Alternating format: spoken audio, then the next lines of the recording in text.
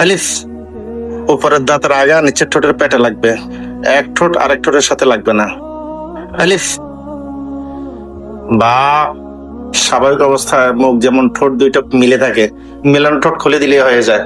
বা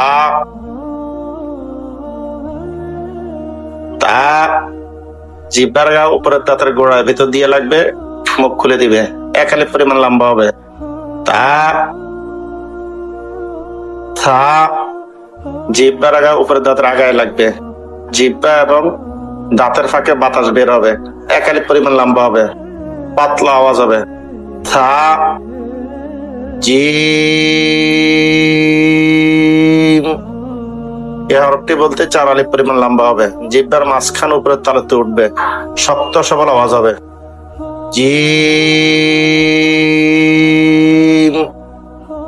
খা এই হরফটি 1 আলিফ পরিমাণ লম্বা হবে, কন্ট্রোলের মাঝখান থেকে গরম বাতাসের সাহায্যে উচ্চারিত হবে, বাংলা আকার প্রকাশ পাবে। খা খ এই হরফ মোটা উচ্চারিত হবে, বাংলা ক্ষয়ের সাথে আকার প্রকাশ পাবে না। যে হরফগুলি মোটা হয় সেগুলি বাংলা আকার প্রকাশ পায় না। খ দাল 4 আলিফ লম্বা হবে, স্বাভাবিক উচ্চারণ হবে। দাল লাল 4 আলিফ লম্বা হবে, নরম হবে, জিহ্বার আগা উপরের দাঁতের আগায় লাগবে। লাল র হরফটি জিহ্বার আগার পিঠ উপরের তালুতে লাগবে, মোটা হবে, বাংলা আকার প্রকাশ পাবে না। র জা এই হরফটি বলতে কিছুটা লিক বা পানসার আওয়াজের মতো আওয়াজ হবে, 1 আলিফ পরিমাণ লম্বা হবে, বাংলায় অন্তস্থ জ আকার প্রকাশ হবে। জা সিন 4 আলিফ টানতে হবে, লিক পানসারের আওয়াজ হবে, জিহ্বার আগা নিচের দাঁতের আগায় লাগবে।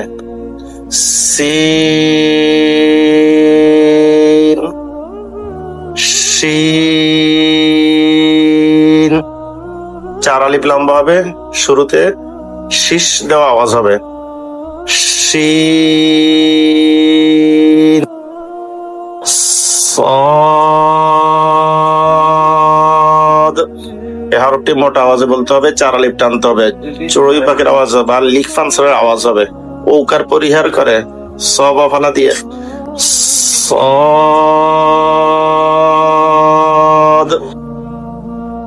ওদ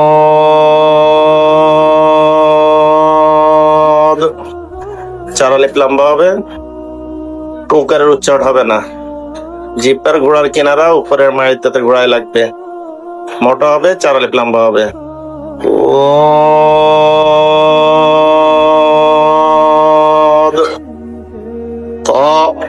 এই হরফটি 1 আলিফ পরিমাণ লম্বা হবে, জিহ্বার আগা উপরের দাঁতের গোড়ায় ভিতর দিয়া ধাক্কা দিয়ে মুখ খুলে দিবে।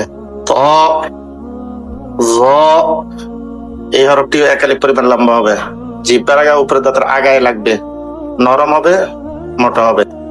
জ আইন কন্ট্রোলের মাঝখান থেকে চাপ দিয়ে আওয়াজটা শুরু হবে, 4 আলিফ লম্বা হবে। আইন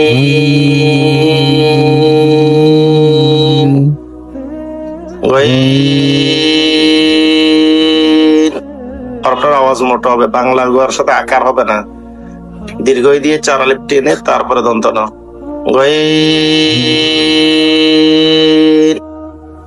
ফা 1 আলিফ পরিমাণ লম্বা হবে, উপরের দাঁত আগা নিচের ঠোঁটের পেটে লাগবে। ফা এরপর মুখ খুলে যাবে। কফ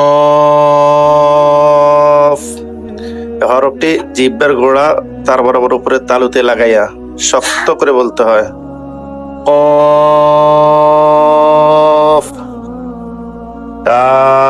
কাফ এই হরফটি বলতে 4 আলিফ পরিমাণ লম্বা হবে, জিহ্বার গোড়ার একটু আগে তালুতে লাগবে, স্বাভাবিক উচ্চারণ হবে, শেষে উপরের দাঁতের আগা নিচের ঠোঁটে লাগিয়ে যাবে।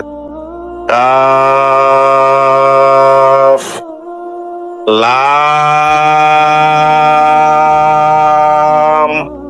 চার আলিফ লম্বা হবে, মুখ খুলে থাকবে, দুই ঠোঁট মিলে যাবে। লাম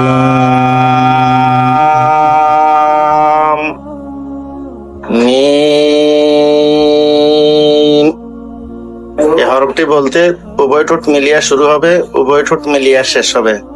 চার আলিফ পরিমাণ লম্বা হবে, ওই সময়টা মুখ খুলে থাকবে। মিম নুন। চার আলিফ টানতে হবে, জিহ্বার আগা তালুতে লাগবে। নুন